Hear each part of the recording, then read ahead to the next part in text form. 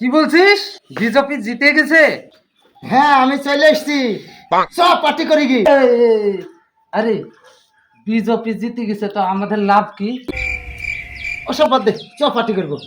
আরে পার্টি করবে তো পয়সা কই? রে মমতার 1500 টাকা কি করেছি?